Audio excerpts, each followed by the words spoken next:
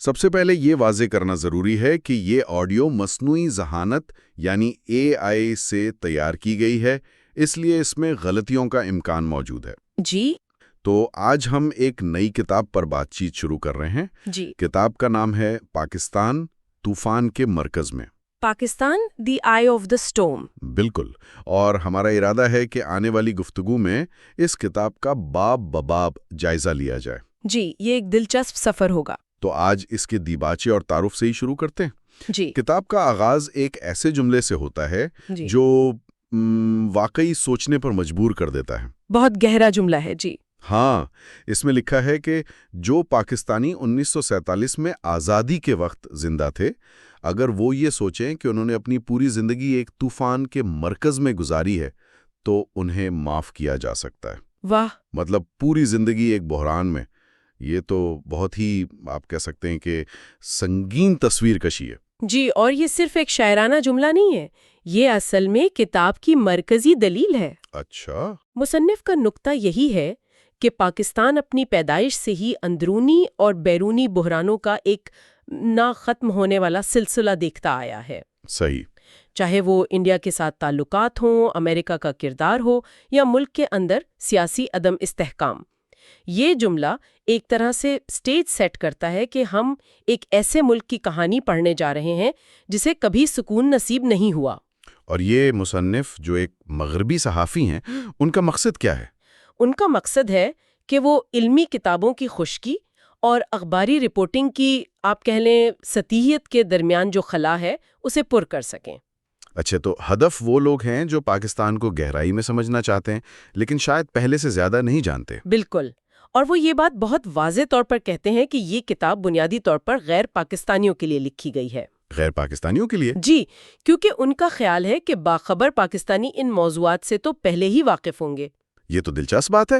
تو پھر انہوں نے اس خلا کو پر کرنے کے لیے کیا خاص طریقہ اپنایا ہے؟ انہوں نے تاریخ کو سال بہ سال بتانے کے روایتی طریقے کے بجائے کتاب کو بڑے موضوعات میں تقسیم کر دیا ہے۔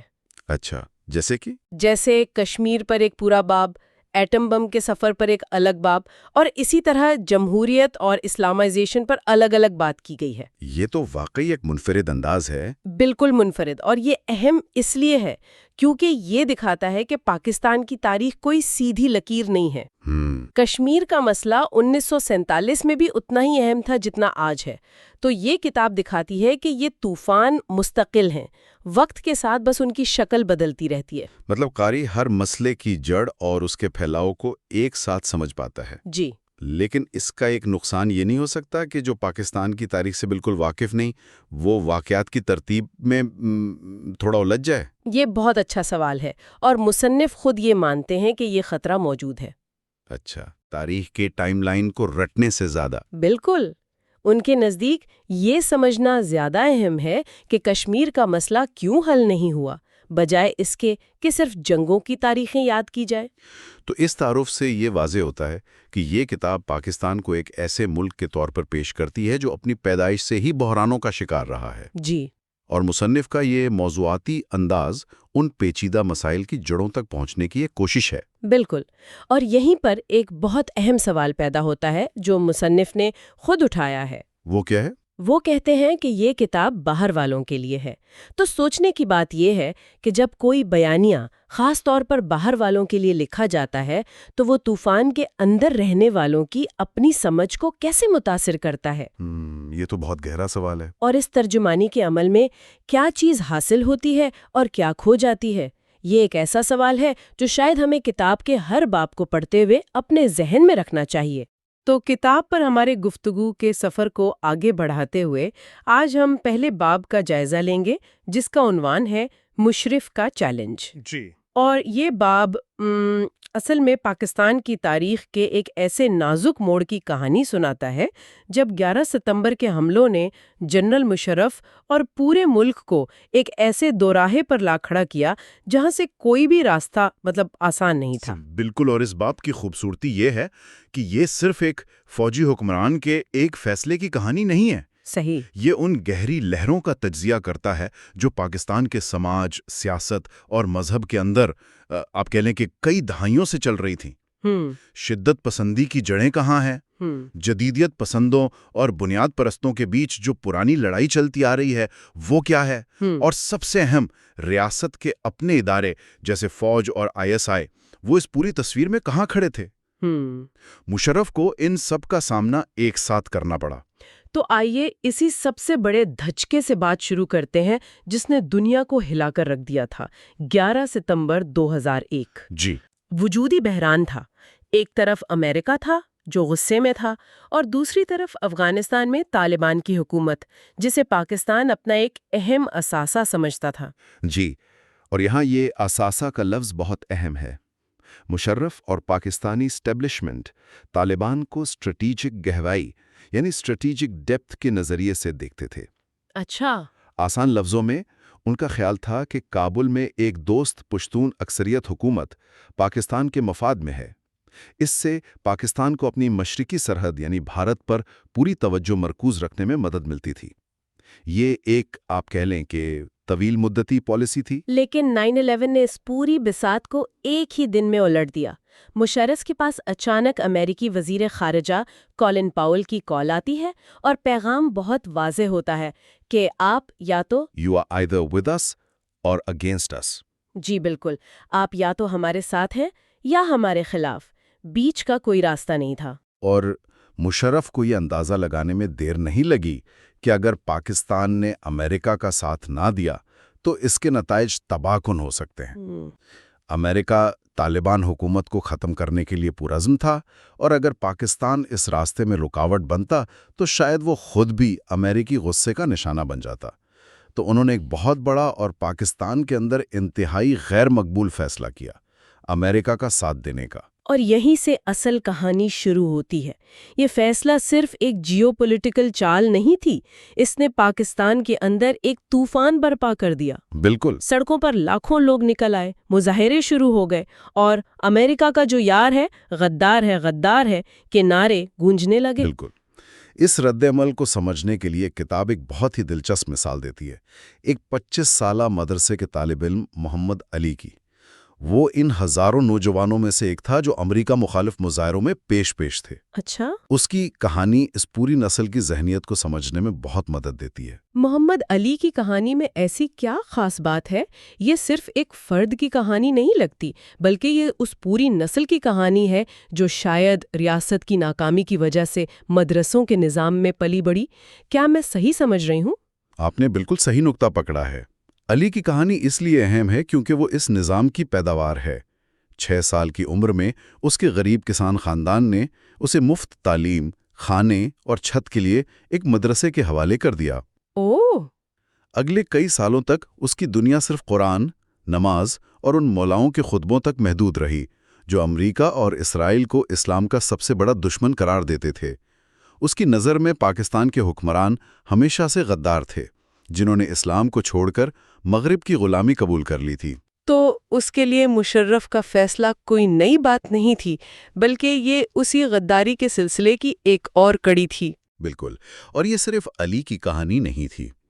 ضیاء الحق کے دور کے بعد سے ہزاروں مدرسے کھلے تھے جو غریب خاندانوں کے بچوں کے لیے ایک متبادل تعلیمی نظام فراہم کر رہے تھے۔ لیکن یہی نظام وقت کے ساتھ ساتھ شدت پسند جنگجوؤں کی بھرتی کا ایک بہت بڑا مرکز بھی بن گیا تھا۔ یہ وہ زمینی حقیقت تھی جس کا مشرف کو سامنا تھا۔ تو یہ تو ہوئی انفرادی سطح پر پیدا ہونے والی ذہنیت، لیکن اس غصے کو منظم کون کر رہا تھا؟ یہاں پر مذہبی سیاسی جماعتوں کا کردار سامنے آتا ہے نا؟ جی ہاں۔ کتاب میں 3 بڑی جماعتوں کا خاکہ پیش کیا گیا ہے۔ جی، پہلی ہے جمعیت علماء اسلام یعنی JUI۔ اس کی جڑیں دیہی علاقوں اور خاص طور پر پشتون بیلٹ میں بہت گہری ہیں، اور یہ ملک کے سب سے بڑے مدرسہ نیٹ ورک کو کنٹرول کرتی ہے۔ اچھا۔ دوسری ہے جماعت اسلامی یعنی JI۔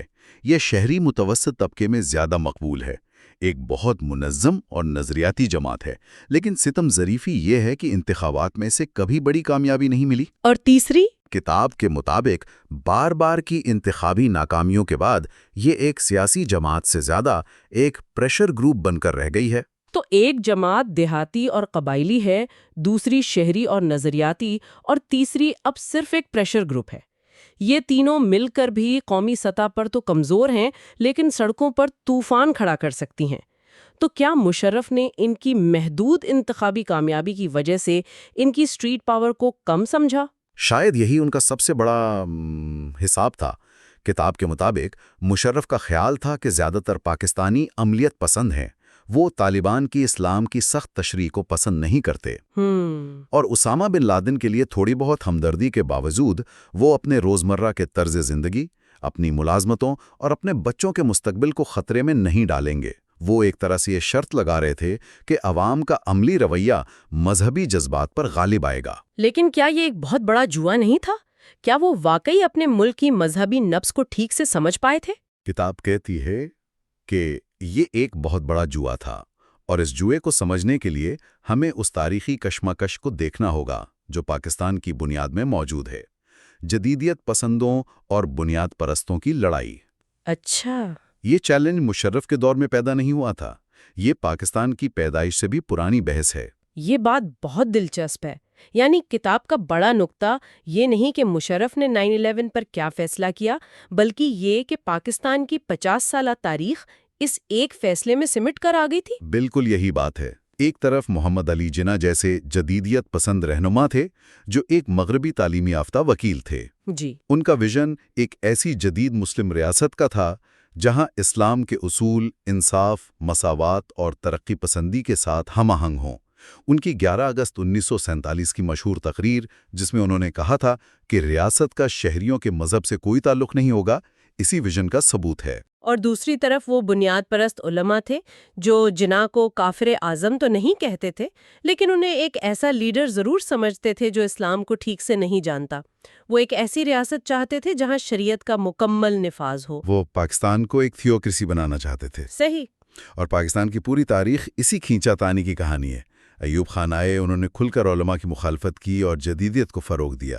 پھر ذوالفقار علی بھٹو آئے، ہاں، بھٹو، جو خود تو ایک سیکولر اور سوشلسٹ تھے، لیکن سیاسی فائدے کے لیے انہوں نے بنیاد پرستوں کو بڑی رعایتیں دیں، جیسے 1974 میں احمدیوں کو غیر مسلم قرار دینے کی آئینی ترمیم۔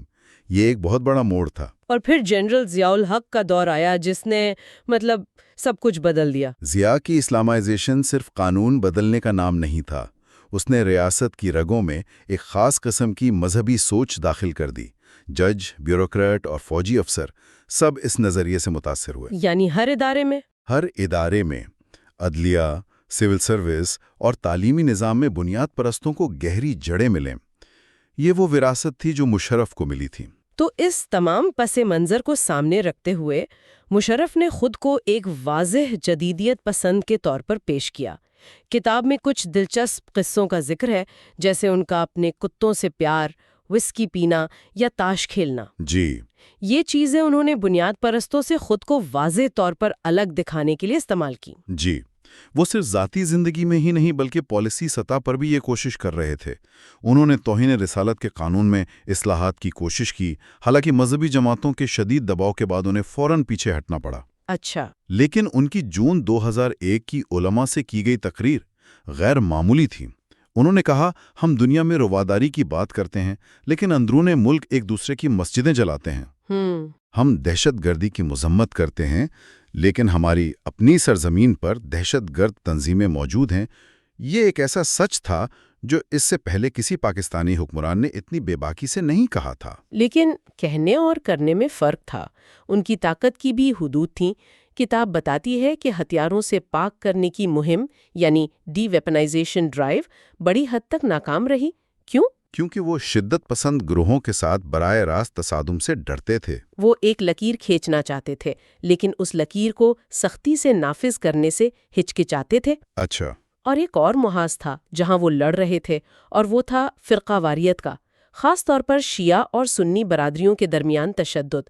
یہ بھی ایک طرح سے ضیاء کے دور کی میراث تھی جو مشرف کو ملی تھی۔ یہ کیسے؟ یہ تنازع 1980 کی دہائی میں اس وقت شدید ہوا جب جنرل ضیاء نے زکوٰۃ آرڈیننس نافذ کیا، جو کہ ایک سنی فقہ پر مبنی ٹیکس تھا۔ صحیح۔ پاکستان کی شیعہ برادری نے اس کی شدید مخالفت کی اور اسلام آباد میں ایک بہت بڑا دھرنا دیا۔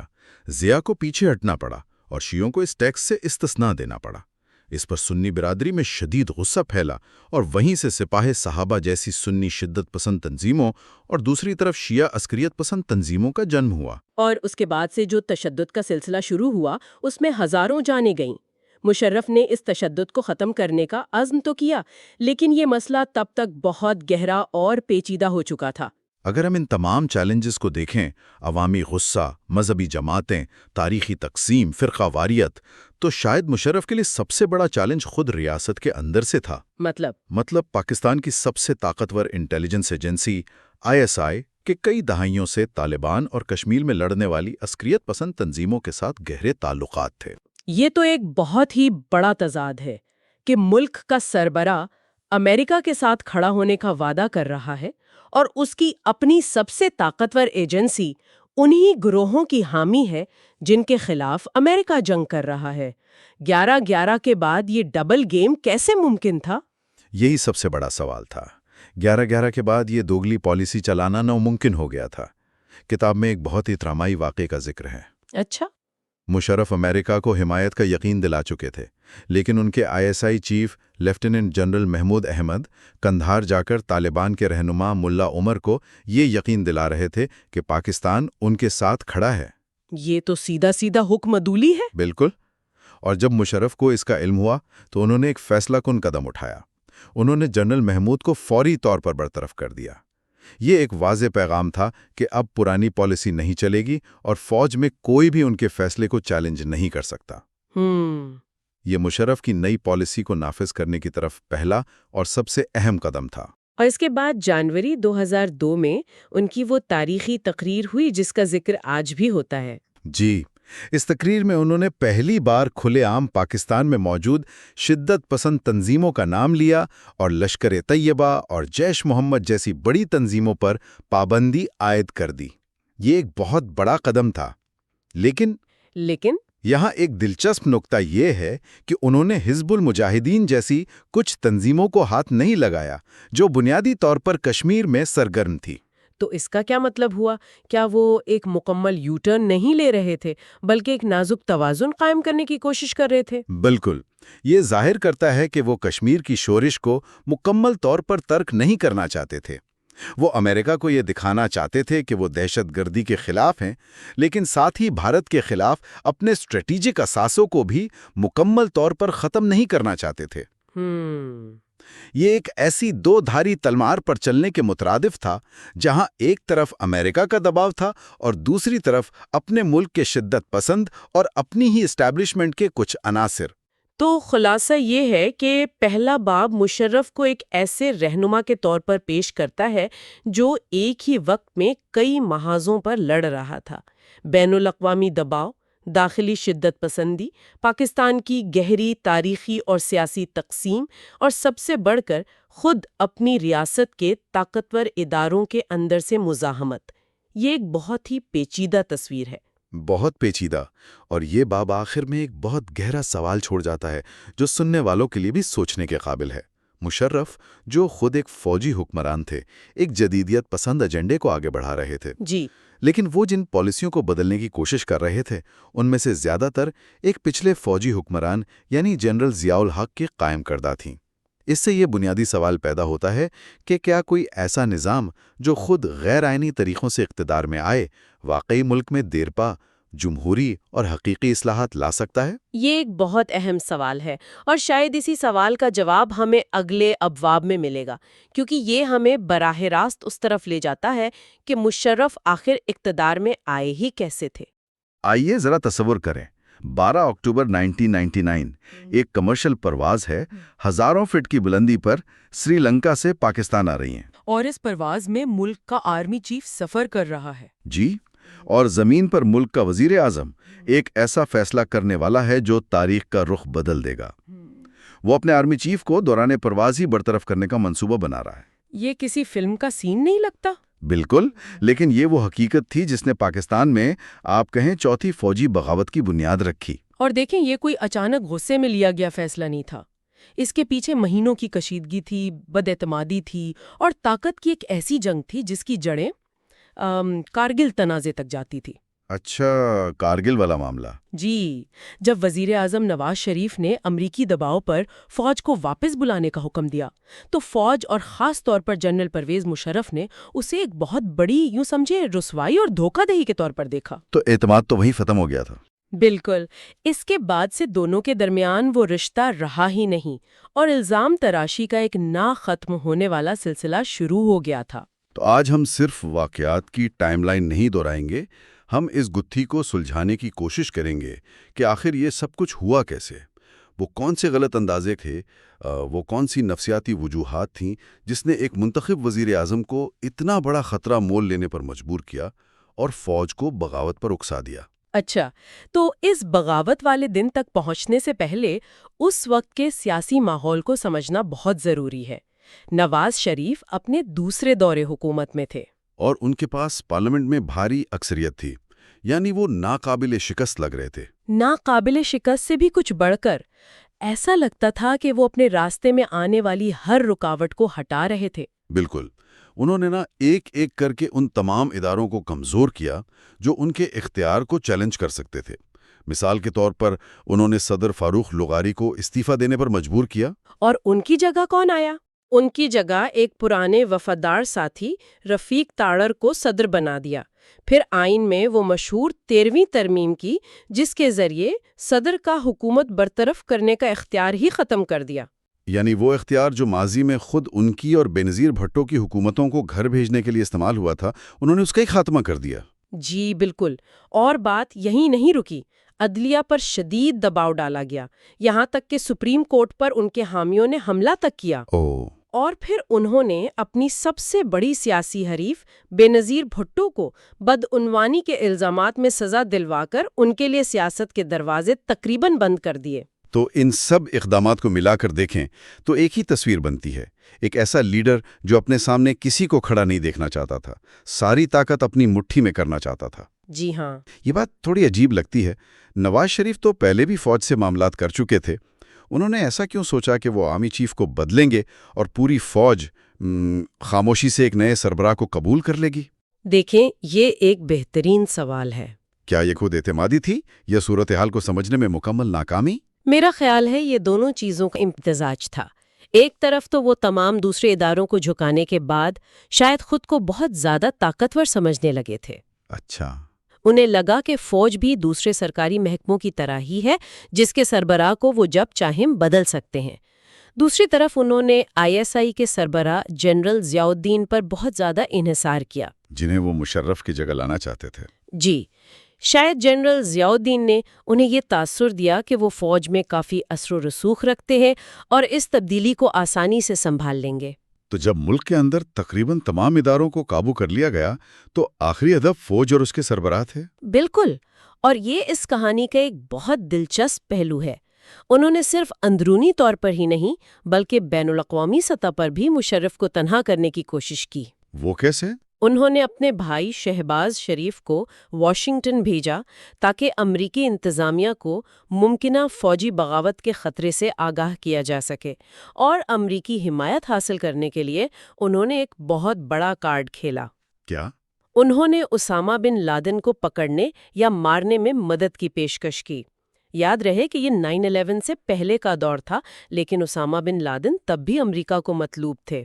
واہ، یہ تو بہت بڑا قدم تھا، یعنی وہ اپنی حکومت بچانے کے لیے کسی بھی حد تک جانے کو تیار تھے۔ جی بالکل۔ لیکن امریکہ کا رد عمل کیا تھا؟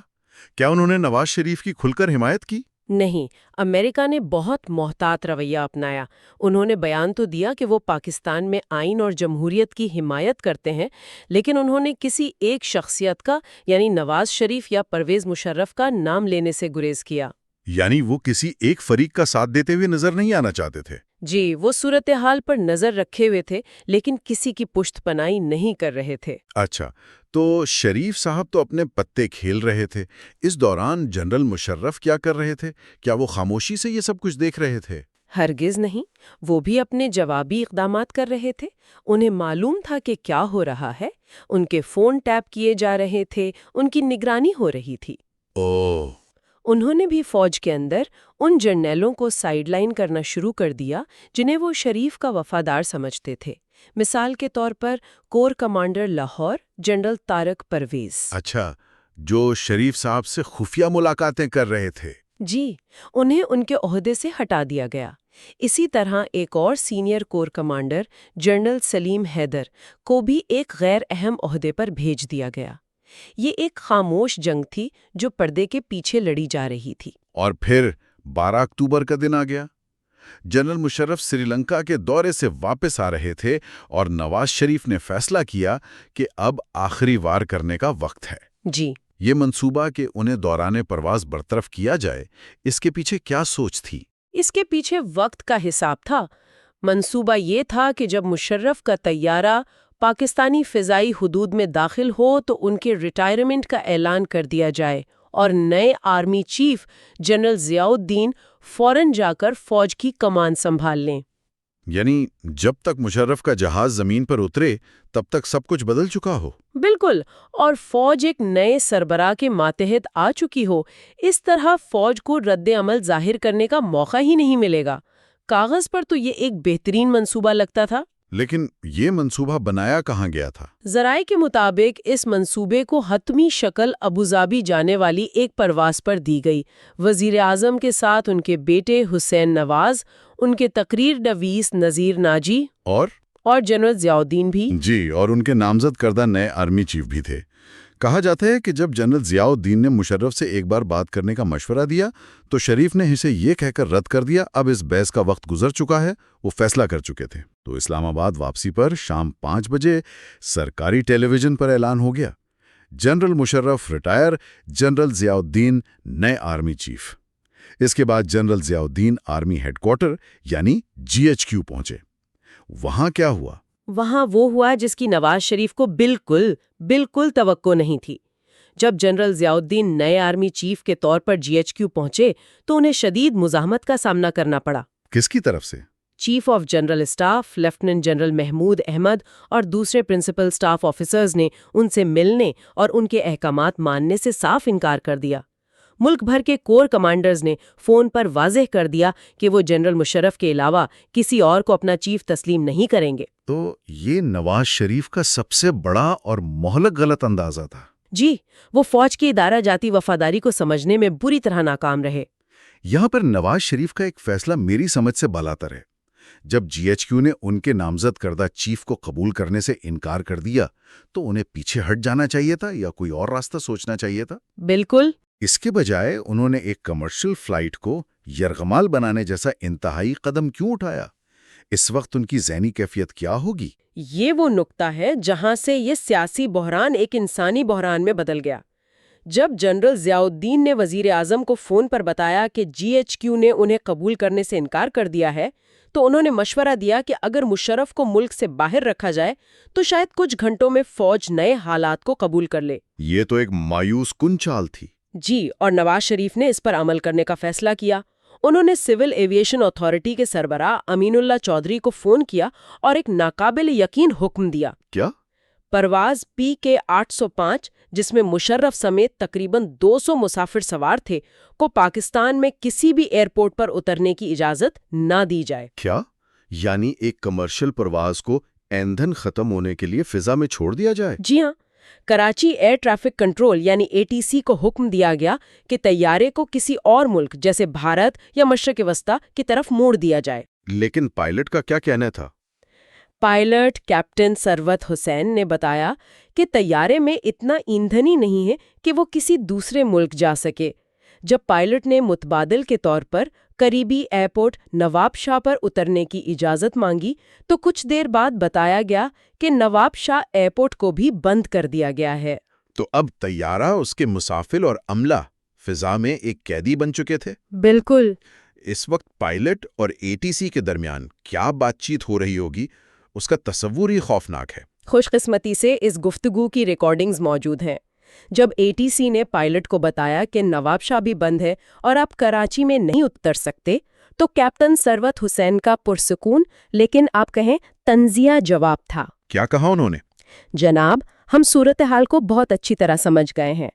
ان کے لہجے میں کوئی گھبراہٹ نہیں تھی، لیکن وہ جان چکے تھے کہ یہ کوئی ٹیکنیکی مسئلہ نہیں بلکہ ایک سیاسی بحران ہے جس میں ان کا طیارہ یرغمال بن چکا ہے۔ جب فضا میں یہ ڈرامہ چل رہا تھا، زمین پر کیا ہو رہا تھا؟ فوج کو اپنے چیف کے ساتھ ہونے والے اس سلوک کی خبر تو مل چکی ہوگی؟ بالکل، جیسے ہی GHQ نے نئی چیف کو مسترد کیا، فوج حرکت میں آ چکی تھی۔ اسلام آباد میں فوج کی 11ویں بریگیڈ نے وزیر اعظم ہاؤس، ہوائی اڈوں اور سرکاری ٹی وی اسٹیشن کا کنٹرول سنبھالنا شروع کر دیا۔ اور پی ٹی وی پر فوجیوں کے گیٹ پھلانگ کر اندر داخل ہونے کے مناظر تو سب نے دیکھے تھے۔ جی، وہ پوری دنیا نے لائیو دیکھے۔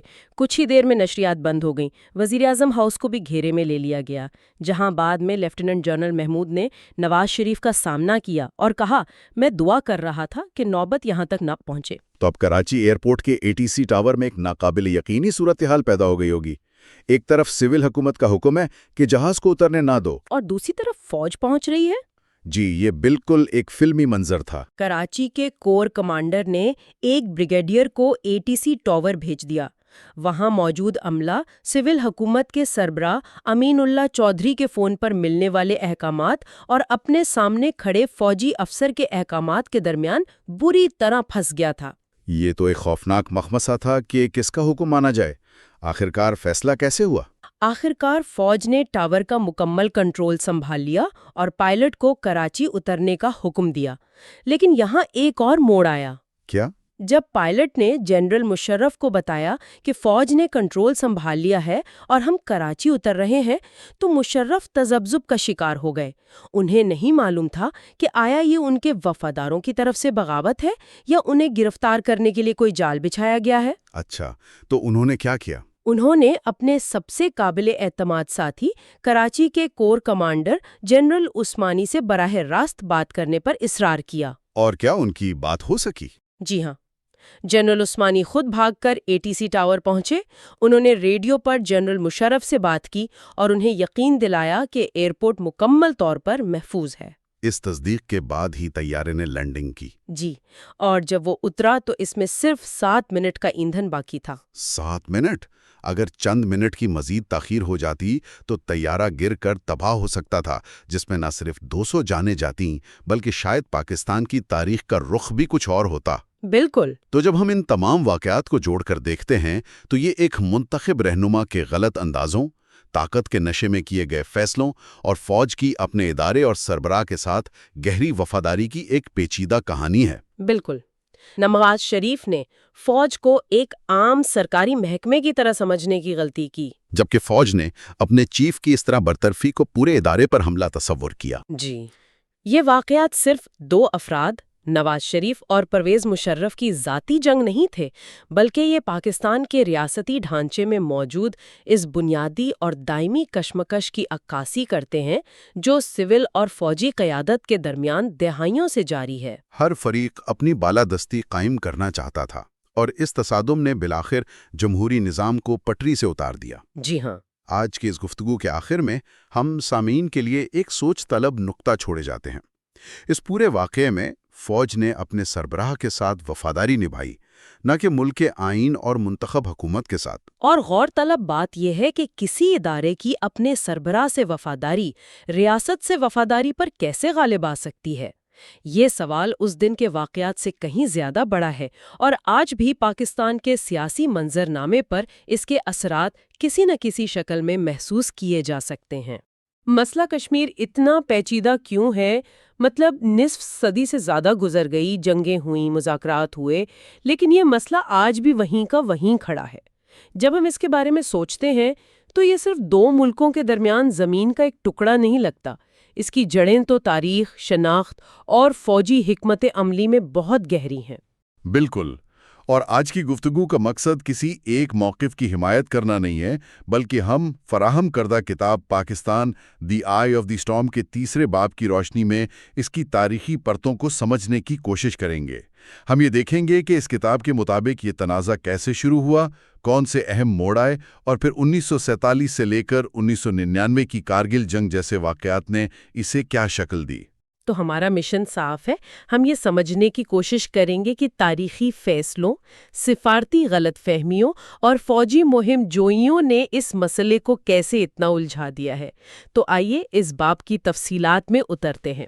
اچھا، تو کہانی کا آغاز ہوتا ہے 1947 سے، کشمیر کی ریاست، مہاراجہ ہری سنگھ کی حکومت۔ وہ ایک عجیب دوراہے پر کھڑے تھے، نہ ہندوستان کے ساتھ جانا چاہتے تھے نہ پاکستان کے۔ کتاب میں لارڈ ماؤنٹ بیٹن کا ایک بڑا دلچسپ حوالہ ہے کہ مہاراجہ جواہر لال نہرو سے شدید نفرت کرتے تھے۔ تو پھر سوال یہ ہے کہ اس کے باوجود کشمیر ہندوستان کے پاس کیسے چلا گیا؟ دیکھیں، یہیں سے اس کہانی کا پہلا بڑا تضاد سامنے آتا ہے۔ کتاب کے مطابق محمد علی جناح کا رویہ اس معاملے میں حیران کن حد تک غیر فعال تھا۔ ان کا خیال تھا کہ کشمیر جغرافیائی اور آبادی کے لحاظ سے پاکستان کا ہی حصہ ہے اور ایک پکے ہوئے پھل کی طرح خود ہی پاکستان کی جھولی میں آ گرے گا۔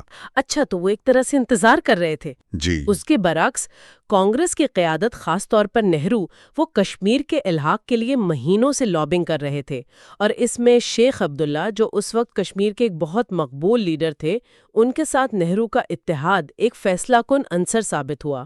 اور پھر کہانی میں قبائلی حملہ آوروں کا کردار آتا ہے۔ کتاب واضح طور پر یہ نہیں بتاتی کہ پاکستانی حکومت کا اس حملے میں کتنا ہاتھ تھا، لیکن جناح کا ایک جملہ بہت کچھ کہہ جاتا ہے۔ جب انہیں اس حملے کی منصوبہ بندی کے بارے میں بتایا گیا تو انہوں نے مبینہ طور پر کہا، مجھے اس بارے میں کچھ مت بتاؤ، میرا ضمیر صاف ہونا چاہیے۔ یہ تو ایک بہت مبہم بات ہے۔ بالکل، اور یہ ابہام آج تک قائم ہے، خاص طور پر الحاق کی دستاویز پر دستخط کے وقت کو لے کر۔ پاکستانی نقطہ نظر، جیسا کہ کتاب میں بیان کیا گیا ہے، یہ ہے کہ آج تک یہ ثابت نہیں ہو سکا کہ مہاراجہ نے بھارتی فوج کے کشمیر میں داخل ہونے سے پہلے دستاویز پر دستخط کیے تھے۔ یہ شک اس تنازع کی بنیاد میں شامل ہے اور آج بھی دونوں ملکوں کے بیانیے کا ایک اہم حصہ ہے، جو آج تک اس مسئلے پر سایہ فگن ہے۔ لیکن معاملہ یہی نہیں رکا۔ کتاب بتاتی ہے کہ 60 کی دہائی کے وسط تک پاکستان میں ایک نئی قسم کی خود اعتمادی پیدا ہو رہی تھی، یا شاید اسے حد سے زیادہ خود اعتمادی کہنا بہتر ہوگا۔ جی، ہم 1965 کی جنگ کی بات کریں ہیں۔ اس وقت پاکستان کو اپنی فوجی صلاحیت پر، خاص طور پر امریکہ سے ملنے والے نئے پیٹرن ٹینکوں پر بہت بھروسہ تھا۔ کتاب کے مطابق اس وقت کے وزیر خارجہ ذوالفقار علی بھٹو و صدر ایوب خان کو مسلسل جنگ کے لیے اکسا رہے تھے۔ ان کا خیال تھا کہ یہی بہترین موقع ہے۔ یہ تو ایک بہت بڑا جوا لگتا ہے۔ کیا یہ صرف فوجی غلط فہمی تھی یا اس کے پیچھے بھٹو کی کوئی سیاسی خواہشات بھی تھیں؟ کتاب اس طرف اشارہ کرتی ہے کہ دونوں عوامل شامل تھے، لیکن حکمت عملی کی سطح پر ایک بہت بڑی غلطی ہوئی۔ پاکستانی منصوبہ سازوں کا یہ ان کا پختہ یقین تھا کہ بھارت جنگ کو صرف کشمیر تک محدود رکھے گا اور بین الاقوامی سرحد کو ہرگز پار نہیں کرے گا۔ اور یہ ایک مہلک غلط فہمی ثابت ہوئی۔ جی بالکل، بھارت نے اس مفروضے کو غلط ثابت کرتے ہوئے لاہور اور سیالکوٹ کے محاذ کھول دیے، جس کے لیے پاکستان بالکل بھی تیار نہیں تھا، اور یہ سوچ انہیں بہت مہنگی پڑی۔ تو اس جنگ کا نتیجہ کیا نکلا؟ ایک ایسی جنگ جس کا کوئی واضح فاتح نہیں تھا، لیکن اس نے عدم اعتمادی کی خلیج کو مزید گہرا کر دیا۔ پھر 1971 کی جنگ، بنگلہ دیش کا قیام، اور اس کے بعد 1972 میں شملہ معاہدہ۔ اس معاہدے نے تو جیسے تنازع کی سمت ہی بدل دی۔ یہ ایک بہت اہم سفارتی تبدیلی تھی۔ اس معاہدے میں پہلی بار سیز فائر لائن کو باقاعدہ طور پر لائن آف کنٹرول یعنی LOC کا نام دیا گیا، لیکن اس سے بھی اہم بات یہ تھی کہ دونوں ممالک نے اس بات پر اتفاق کیا کہ وہ اپنے اختلافات کو دو طرفہ طور پر پرامن طریقے سے حل کریں گے۔ اچھا، تو اسی وجہ سے بھارت آج تک بین الاقوامی ثالثی کو مسترد کرتا ہے؟ بالکل، وہ کہتے ہیں کہ یہ صرف پاکستان اور بھارت کے درمیان کا معاملہ ہے، جبکہ پاکستان اس مسئلے کو مسلسل عالمی سطح پر اٹھانے کی کوشش کرتا رہتا ہے۔ شملہ معاہدے نے اس تنازع کو ایک بین الاقوامی مسئلے سے زیادہ ایک دو طرفہ جھگڑے میں بدل دیا۔ تو سفارتی محاذ پر تو یہ تبدیلی آ گئی، لیکن زمین پر حالات مزید خراب ہوتے چلے گئے۔ کتاب 1980 کی دہائی کے آخر اور 90 کی دہائی کا ذکر کرتی ہے، جب کشمیر میں مسلح شورش کا آغاز ہوا۔ یہ ایک بہت ہی تاریک دور تھا۔ جی، کتاب کے مطابق 1988 کے بعد شورش کا آغاز ہوا، اور ابتدا میں جموں کشمیر لبریشن فرنٹ یعنی JKLF، جو ایک آزادی پسند تنظیم تھی، وہ سب سے بڑی جماعت تھی۔ لیکن بعد میں ISI نے پاکستان کے ساتھ الحاق کی حامی تنظیم حزب المجاہدین کی حمایت شروع کر دی۔ اس سے شورش کے اندر بھی ایک تقسیم پیدا ہو گئی۔ اور اس دور میں انسانی حقوق کے خلاف ورزیوں کے بارے میں کتاب کیا کہتی ہے؟ کیا یہ یک طرفہ تصویر پیش کرتی ہے؟ نہیں، کتاب دونوں اطراف کی زیادتیوں کو بیان کرتی ہے۔ ایک طرف بھارتی سیکیورٹی فورسز کے تشدد کا ذکر ہے، جیسے قیدیوں کو دوران تفتیش جلانا اور بجلی کے جھٹکے دینا، تو دوسری طرف عسکریت پسندوں کی طرف سے عام شہریوں کے قتل عام، اغوا اور تشدد کے واقعات کا بھی حوالہ دیا گیا ہے۔ اس میں کشمیری پنڈتوں کی ہجرت کا بھی ذکر ہے۔ کتاب میں ایک انتہائی پریشان کن واقعے کا ذکر ہے جس نے مجھے واقعی چونکا دیا۔ ایک عسکریت پسند تنظیم نے برقع نہ پہننے والی خواتین کے چہروں پر تیزاب پھینکا۔ اس طرح کے واقعات نے تو کشمیری عوام کو ہی ان تنظیموں سے بیگانہ کر دیا ہوگا، ہے نا؟ کیونکہ یہ ان کی مقامی ثقافت کے بالکل خلاف تھا۔ یہ نقطہ بہت اہم ہے۔ اس نے اس پوری تحریک کو بہت پیچیدہ بنا دیا اور عام کشمیریوں کی زندگی کو مزید مشکل بنا دیا۔ یہ صرف فوجی اور عسکریت پسندوں کی لڑائی نہیں رہی، بلکہ اس کے سماجی تانے بانے پر بھی گہرے اثرات مرتب ہوئے۔ ٹھیک ہے، اب ہم اس کہانی کے اس حصے کی طرف آتے ہیں جو کسی جاسوسی ناول کی طرح لگتا ہے، 1999 کی کارگل جنگ۔ لیکن اس کی فوجی حکمت عملی میں جانے سے پہلے کتاب اس باب کا آغاز ایک غیر معمولی انسانی کہانی سے کرتی ہے، کیپٹن کرنل شیر خان کی۔ یہ ایک ایسا لمحہ ہے جو جنگ کی نفرت سے بالاتر ہے نا؟ بالکل، یہ ایک لاجواب کہانی ہے۔ یہاں ایک پاکستانی آفیسر ہے جو اتنی بہادری سے لڑا کہ جس بھارتی بریگیڈیئر نے اس کی پوسٹ کے خلاف آپریشن کی کمانڈ کی، وہ اس سے بے حد متاثر ہوا۔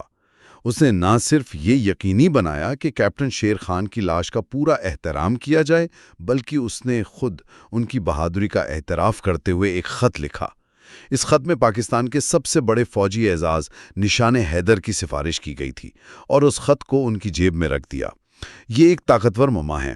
یہ واقعی ناقابل یقین ہے، لیکن اس انسانی لمحے کے پیچھے ایک بہت بڑی فوجی مہم جوئی کی منصوبہ بندی ہو رہی تھی۔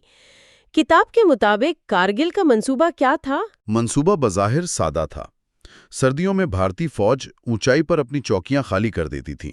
منصوبہ یہ تھا کہ ان خالی چوکیوں پر خاموشی سے قبضہ کر لیا جائے۔ پاکستانی منصوبہ سازوں کا خیال تھا کہ چونکہ دونوں ممالک اب ایٹمی طاقتیں ہیں، اس لیے بھارت مکمل جنگ کا خطرہ نہیں لے گا اور یہ معاملہ مقامی سطح پر ہی حل ہو جائے گا۔ لیکن یہاں کتاب ایک ایسا انکشاف کرتی ہے جو دماغ کو چکرا دیتا ہے۔ عین اسی وقت جب پاکستانی فوج پہاڑوں پر اس خطرناک جنگ کی منصوبہ بندی کر رہی تھی، دونوں حکومتوں کے درمیان ایک بالکل الگ خفیہ بات چیت چل رہی تھی۔ کیا یہ سچ ہے؟ جی، اور یہ کوئی نچلی سطح کی بات چیت نہیں تھی۔ ہم پاکستان کے سابق سیکرٹری خارجہ نیاز نائک اور بھارت کی طرف سے آر کے مشرا جیسے اعلیٰ سفارتکاروں کی بات کر رہے ہیں۔ کتاب کے مطابق یہ دونوں خفیہ طور پر ملاقاتیں کر رہے تھے اور کشمیر کے مسئلے کے مستقل حل پر بات کر رہے تھے۔ وہ لفظی طور پر نقشے پر نئی لکیریں کھینچ رہے تھے۔ کیا مطلب؟ کس قسم کی لکیریں؟ یہاں تک کہ دریائے چناب کو مستقل سرحد ماننے جیسی تجاویز پر بھی غور کیا جا رہا تھا۔ یہ امن کا ایک بہت بڑا تاریخی موقع تھا۔ یہ تو ناقابل یقین ہے۔ یہ تضاد اتنا بڑا ہے کہ سمجھ سے باہر ہے۔ ایک طرف جنگ کی تیاری، دوسری طرف امن کے لیے نقشے بنائے جا رہے ہیں۔ یہ کیسے ممکن ہے؟ کتاب اس بارے میں کیا کہتی ہے کہ اس وقت کے وزیر اعظم نواز شریف کو کیا معلوم تھا؟ یہی کارگل کا سب سے بڑا معمہ ہے۔ کارگل کے بعد نواز شریف اور جنرل مشرف کے درمیان الزام تراشی کا ایک طویل سلسلہ شروع ہوا۔ کتاب میں بھارت کی طرف سے ریکارڈ کی گئی مشرف اور جنرل عزیز کے درمیان فون کالز کے ٹرانسکرپٹس کا حوالہ ہے۔ ان سے یہ تاثر ملتا ہے کہ نواز شریف کو آپریشن کا علم تو تھا، لیکن شاید وہ اس کی تفصیلات میں زیادہ دلچسپی نہیں رکھتے تھے یا اس کے ممکنہ نتائج کا صحیح اندازہ نہیں لگا سکے۔ اور پھر جنگ کا پاسا کیسے پلٹا؟ فوجی کارروائی میں کیا ہوا؟ بھارتی فوج کے لیے اتنی بلندی پر لڑنا انتہائی مشکل تھا اور انہیں شروع میں بھاری جانی نقصان اٹھانا پڑا۔ لیکن پھر بھارتی فضائیہ کے میراج طیاروں نے کھیل بدل دیا۔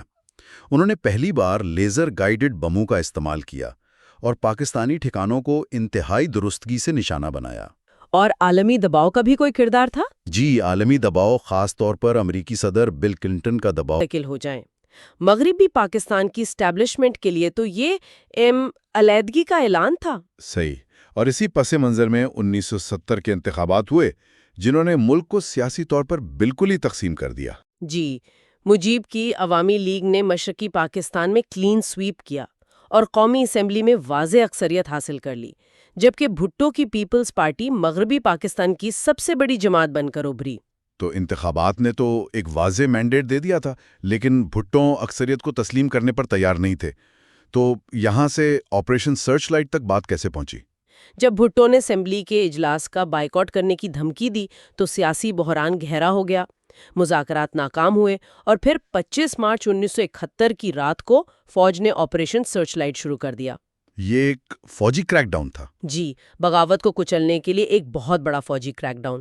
اس کے رد عمل میں بنگالی فوجیوں اور عوام نے مسلح مزاحمت شروع کی اور مکتی باہنی یعنی آزادی کے جنگجوؤں کی بنیاد رکھی۔ حمود رحمان کمیشن کی رپورٹ میں اس فوجی کارروائی کے لیے ایک بہت ہی سنگین تشبیہ استعمال کی گئی ہے، ایک بھوکا اور زنجیروں میں جکڑا ہوا جانور جسے اچانک کھلا چھوڑ دیا گیا ہو۔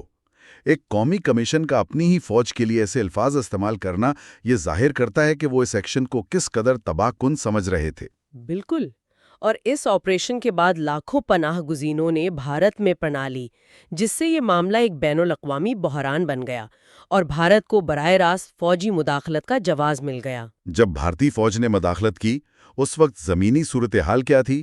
پاکستانی فوج کی پوزیشن کتنی مضبوط تھی؟ بھارتی حملے کے بعد پاکستانی فوج کی شکست تقریباً یقینی تھی۔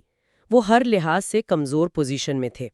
ان کی تعداد کم تھی، سپلائی لائن 1000 میل دور تھی اور سب سے اہم بات، انہیں مقامی آبادی کی کوئی حمایت حاصل نہیں تھی۔ اور پھر 16 دسمبر 1971 کو ہتھیار ڈال دیے گئے۔ عملی کو نہیں بلکہ سیاسی قیادت کے فیصلوں کو بھی ٹھہرایا۔ تو ان تمام ذرائع کو سامنے رکھتے ہوئے خلاصہ یہ ہے کہ بنگلہ دیش کا قیام صرف 1971 کی جنگ کا نتیجہ نہیں تھا، بلکہ یہ ان سیاسی، معاشی اور ثقافتی شکایات کا انجام تھا جو دہائیوں سے پنپ رہی تھیں اور جس کی شروعات زبان جیسے بنیادی مسئلے سے ہوئی تھی۔ جی، اور سب سے اہم نکتہ یہ ہے کہ ذرائع واضح کرتے ہیں کہ مغربی پاکستان کی قیادت نے بنگالی عوام کے جذبات کو کبھی ایک جائز سیاسی مطالبہ سمجھا ہی نہیں۔ وہ اسے ہمیشہ امن و امان کا مسئلہ سمجھتے رہے، جسے ان کے مطابق بھارت اور ہندو ہوا دے رہے تھے۔ اور یہی بات ایک گہرے سوال کو جنم دیتی ہے، کوئی ریاست کیسے متحد رہ سکتی ہے جب اس کا ایک حصہ دوسرے حصے کے عوام کی شناخت، ان کی ثقافت اور ان کی شکایات کو تسلیم کرنے میں ہی ناکام ہو جائے، خاص طور پر جب ان کے درمیان ہزاروں میل کا جغرافیائی فاصلہ بھی ہو؟ آج ہم پاکستان کے ایٹمی پروگرام کی کہانی پر بات کر رہے ہیں، خاص طور پر اوین بینٹ جونز کی کتاب پاکستان دی آئی آف دا اسٹارم کے 6 باب دا بوم کی روشنی میں۔ جی چلیں سیدھا اس کہانی کے سب سے ڈرامائی موڑ سے شروع کرتے ہیں۔ بالکل۔ تصور کریں 27 مئی 1998 کی رات ہے، اسلام آباد میں یہ خبر گردش کر رہی ہے کہ اسرائیلی F-16 طیارے بھارت سے اڑان بھر چکے ہیں اور ان کا ہدف پاکستان کی ایٹمی تنصیبات ہیں۔ وہ تو ایک انتہائی آپ سمجھے دھماکہ خیز صورتحال تھی۔ اس ایک خبر نے نا حکومت میں خلبلی مچا دی تھی۔ تو پھر کیا ہوا؟ دیکھیں، وزیر اعظم نواز شریف نے فوراً امریکی صدر بل کلنٹن اور برطانوی وزیر اعظم ٹونی بلیئر سب کو فون ملائے۔ اچھا، اقوام متحدہ میں بھی معاملہ اٹھایا گیا۔ لیکن یہاں ایک بہت دلچسپ نقطہ ہے جو کتاب اٹھاتی ہے۔ وہ کیا؟ کیا یہ خطرہ واقعی حقیقی تھا یا یہ ایٹمی دھماکوں کے فیصلے کے لیے ہچکچاتی قیادت پر دباؤ بڑھانے کی کوئی چال تھی؟ اچھا، تو یہ ایک طرح کا اندرونی دباؤ بھی ہو سکتا تھا۔ یہ تو بہت ہی دلچسپ بات ہے۔ جی، کیونکہ اس وقت تک بھارت تو پہلے ہی دھماکے کر چکا تھا، ہے نا؟ اور پاکستان میں ایک قومی بحث چھڑی ہوئی تھی۔ بالکل، کہ جواب دیں یا نہ دیں۔ ایک طرف عالمی دباؤ تھا اور حکومت خود بھی تحمل سے کام لینا چاہ رہی تھی۔ نواز شریف اور ان کے کچھ مشیر یہ سوچ رہے تھے کہ شاید دھماکے نہ کرنا پاکستان کے لیے زیادہ فائدہ مند ہو۔ جی، معاشی اور سفارتی طور پر۔ لیکن دوسری طرف فوج اور عوام کا دباؤ وہ بہت بہت زیادہ تھا۔ کتنا زیادہ؟ کتاب میں تو یہ تک لکھا ہے کہ ایک وزیر نے آرمی چیف جنرل جہانگیر کرامت کو سیدھا سیدھا کہہ دیا۔ کیا کہا؟ یہی کہ اگر آپ نے دھماکے نہیں کیے نا تو فوج یہ سمجھے گی کہ قیادت بزدل ہے۔ امریکہ اور دوسرے مغربی ممالک امداد کی پیشکش کر رہے تھے، سیکیورٹی ضمانتوں کی بھی، لیکن نواز شریف کے لیے وہ ناکافی تھیں۔ انہوں نے وہ مشہور جملہ کہا تھا نا، جی، یہ تو مونگ پھلی کے دانے۔ تو گویا یہ جو مبینہ اسرائیلی حملے کی خبر تھی وہ ایک طرح کا فائنل پش ثابت ہوئی۔ بالکل، اس نے آخری شک و شبہ بھی ختم کر دیا اور دھماکوں کا فیصلہ ہو گیا۔ لیکن یہ جو پورا پروگرام تھا جس پر حملے کا خطرہ تھا، یہ تو جی، یہ کوئی راتوں رات تو نہیں کھڑا ہوا تھا۔ اس کی کہانی تو بہت پرانی ہے۔ بہت پرانی۔ اس کی بنیاد ذوالفقار علی بھٹو نے 1972 میں ملتان میں سائنسدانوں کے ساتھ ایک خفیہ میٹنگ میں رکھی تھی۔ بھارت کے پہلے دھماکے سے بھی 2 سال پہلے؟ جی بالکل، بھٹو نے بہت واضح کہا تھا کہ بھارت بم بنا رہا ہے اور ہم گھاس کھا لیں گے، بھوکے رہیں گے، لیکن ہم اپنا بم ضرور بنائیں گے۔ اور انہوں نے 3 سال کا وقت دیا۔ 3 سال کا، اور اسی ویژن کو حقیقت بنانے میں ڈاکٹر عبدالقدیر خان کا کردار مرکزی ہے، ٹھیک ہے نا؟ کتاب انہیں کیسے پیش کرتی ہے؟ کتاب بتاتی ہے کہ ڈاکٹر خان نے یورپ سے سینٹریفیوج ٹیکنالوجی کا علم اور سپلائرز کا ایک پورا نیٹ ورک پاکستان منتقل کیا۔ یہ تو کوئی آسان کام نہیں ہوگا۔ بالکل نہیں۔ مغربی پابندیوں سے بچنے کے لیے فرنٹ کمپنیوں، سفارتی ذرائع، مطلب ایک پورا خفیہ خریداری کا جال بچھایا گیا۔ ایک جاسوسی ناول کی طرح کی کہانی ہے۔ جی بالکل، جو کئی سالوں پر محیط تھی۔ تو انہوں نے اسے بنا ہی لیا، لیکن یہیں سے وہ سوال پیدا ہوتا ہے جو آج تک سب کے ذہنوں میں ہے، بٹن آخر ہے کس کے ہاتھ میں؟ اور یہی وہ سوال ہے جس پر ہمیشہ سے ایک دھن چھائی رہی ہے۔ کتاب کیا کہتی ہے اس بارے میں؟ کتاب میں سابق وزیر خارجہ آغا شاہی جیسے ذرائع واضح طور پر کہتے ہیں کہ کنٹرول شروع سے ہی فوج کے پاس رہا ہے، سویلین حکومت کے پاس نہیں۔ 1 منٹ، مطلب ملک کے منتخب وزیر اعظم کو بھی اس پروگرام تک رسائی نہیں تھی جس کے لیے وہ عالمی سطح پر جواب دہ تھی؟ بالکل یہی ہوا۔ بینظیر بھٹو کی مشہور شکایت ہے کہ جب وہ وزیر اعظم تھیں تو انہیں ایٹمی تنصیبات کا دورہ تک کرنے کی اجازت نہیں تھی۔ یہ تو طاقت کی ایک بالکل ہی الگ تصویر پیش کرتا ہے۔ جی، بعد میں نیشنل کمانڈ اتھارٹی یعنی NCA بنائی گئی جو ایک ادارہ جاتی ڈھانچہ تو فراہم کرتی ہے، لیکن کتاب کے مطابق اصل کنٹرول آج بھی فوج کے پاس ہی ہے۔ اچھا۔ اس کی ایک مثال یہ بھی ہے کہ جب امریکہ نے افغانستان پر میزائل حملے کیے جو پاکستانی فضائی حدود سے گزرے تو انہوں نے پیشگی اطلاع وزیر اعظم نواز شریف کو نہیں بلکہ آرمی چیف جنرل کرامت کو دی تھی۔ بالکل کنٹرول پر یہ غیر یقینی صورتحال اس وقت اور بھی خوفناک ہو جاتی ہے جب ہم پاکستان کے ایٹمی نظریے کو دیکھتے ہیں۔ پاکستان نے کبھی نو فرسٹ یوز کا وعدہ نہیں کیا۔ جی، اور اس کی وجہ روایتی ہتھیاروں میں بھارت کی عددی برتری ہے۔ پاکستان نے کسی بھی بڑے بھارتی حملے کو روکنے کے لیے پہلے ایٹمی ہتھیار استعمال کرنے کا حق محفوظ رکھا ہے۔ لیکن یہاں سب سے خطرناک پہلو یہ ہے کہ میزائل کی پرواز کا وقت وہ تو بہت کم ہے۔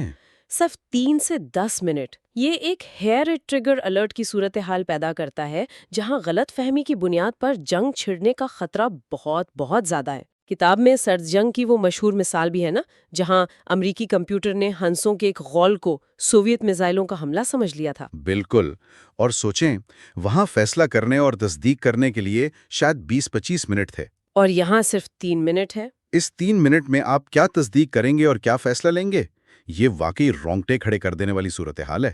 تو خلاصہ یہ ہے کہ پاکستان کا ایٹمی پروگرام قومی سلامتی کی ایک ضرورت سے پیدا ہوا، لیکن اس کا کمانڈ اینڈ کنٹرول سسٹم اور اس سے جڑے خطرات اسے ایک مسلسل چیلنج بنائے رکھتے ہیں۔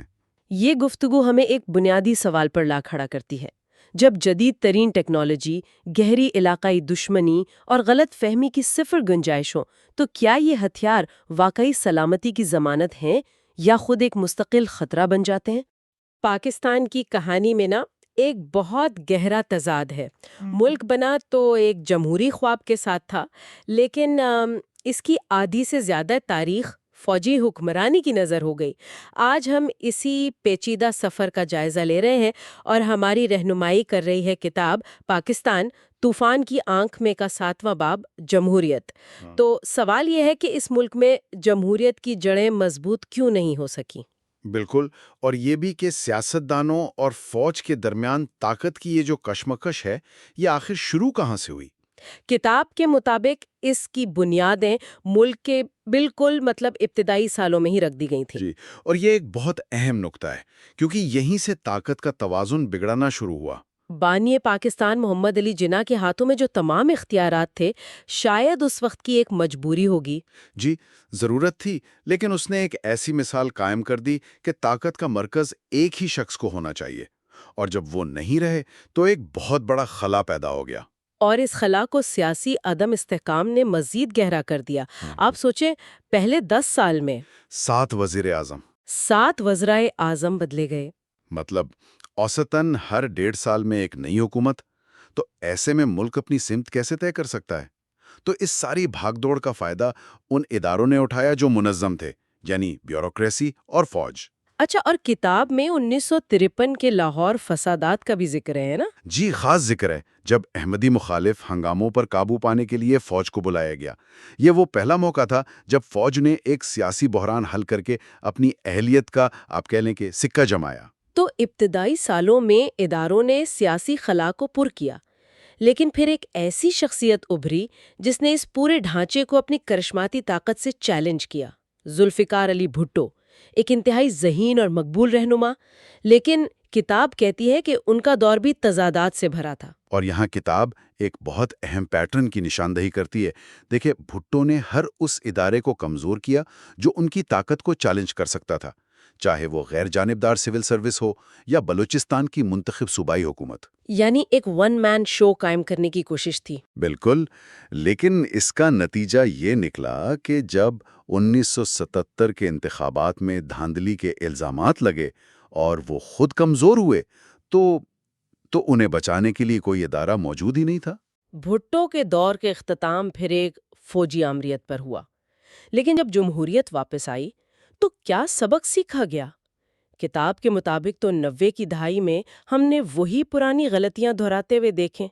بے نظیر بھٹو اور نواز شریف، 2 شدید سیاسی مخالف، لیکن ان کی حکومتوں میں حیران کل مماثلتیں تھیں۔ جی، اور کتاب ان مماثلتوں کو کھول کر بیان کرتی ہے۔ دونوں کے ادوار میں غیر ملکی قرضے آسمان سے باتیں کرنے لگے، دونوں پر کرپشن کے سنگین الزامات لگے، جیسے بے نظیر بھٹو پر وہ SGS کو ٹیکنا کیس اور نواز شریف پر بڑے قرضے معاف کروانے کے الزامات۔ اور اس سب کے پیچھے فوج کے ساتھ اختیارات کی وہ مستقل کشمکش بھی چل رہی تھی۔ وہ تو چل ہی رہی تھی، اور اس میں فوج کے پاس صدر کی شکل میں ایک آئینی ہتھیار بھی تھا، یعنی 8ویں ترمیم، وہ متنازع قانون جو صدر کو منتخب اسمبلی توڑنے کا اختیار دیتا تھا۔ یہ بات تو حیران کن ہے کہ سویلین حکومتوں کے ہوتے ہوئے بھی اصل طاقت کہیں اور تھی۔ یہ تو ایسا ہے جیسے شطرنج کی بساط پر مہرے نظر آ رہے ہیں لیکن کھیل کوئی اور ہی چلا رہا ہے۔ انٹیلیجنس ایجنسیوں کے بارے میں کتاب کیا کہتی ہے؟ وہ اس پردے کے پیچھے والے کھیل کی تصدیق کرتی ہے، خاص طور پر ISI کے سیاسی کردار پر بات کی گئی ہے۔ کتاب میں ادارے کے ایک سابق سربراہ کا سپریم کورٹ میں دیا گیا اعترافی بیان بھی ہے کہ 1990 کے انتخابات میں بے نظیر بھٹو کے مخالفین کو فنڈز دیے گئے تھے۔ اچھا، تو یہ صرف ایک الزام نہیں رہا پھر؟ نہیں، یہ ایک تسلیم شدہ حقیقت ہے۔ اس سے یہ صاف ہو جاتا ہے کہ جمہوری عمل پر خفیہ اداروں کا گہرا اثر رہا ہے۔ تو اس تمام گفتگو کا خلاصہ یہ ہے کہ پاکستان کے جمہوری سفر کو سویلین حکومتوں کی غلطیوں اور فوجی مداخلتوں دونوں نے راستے سے بھٹکایا۔ لیکن کتاب میں ایک اور عنصر کا بھی ذکر ہے جو اکثر نظر انداز ہو جاتا ہے، جاگیردارانہ نظام۔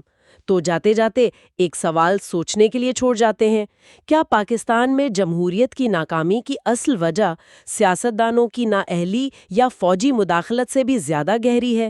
کیا اصل مسئلہ ملک کے سماجی ڈھانچے میں پیوست وہ جاگیردارانہ سوچ ہے جو ہر قسم کی حکومت میں اپنی طاقت اور اثر و رسوخ برقرار رکھتی ہے؟ تو آج ہم کتاب پاکستان دی آئی آف دی اسٹارم کے بالکل آخری باب پر بات کر رہے ہیں، یوم حساب۔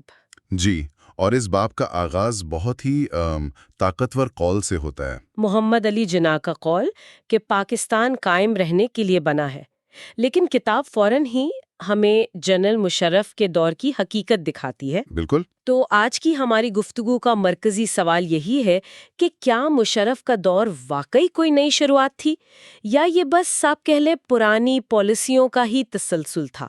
دیکھیں، کتاب کے مطابق مشرف اور 90 کی دہائی کے رہنماؤں میں ایک بنیادی فرق تھا۔ وہ ایک واضح ماڈرنائزنگ ایجنڈے کے ساتھ آئے تھے۔ اچھا، جیسے کہ؟ مطلب مذہبی رواداری، قانون کی حکمرانی اور جنرل ضیاء کی جو میراث تھی اسے ختم کرنا۔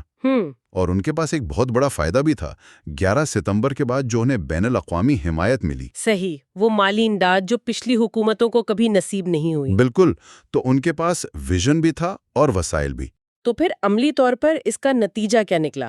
کیونکہ یہاں آ کر بات کافی دلچسپ ہو جاتی ہے۔ جی، جیسے بھارت کے معاملے میں کتاب کہتی ہے کہ وہ اپنے سویلین پیشروؤں سے زیادہ کامیاب رہے۔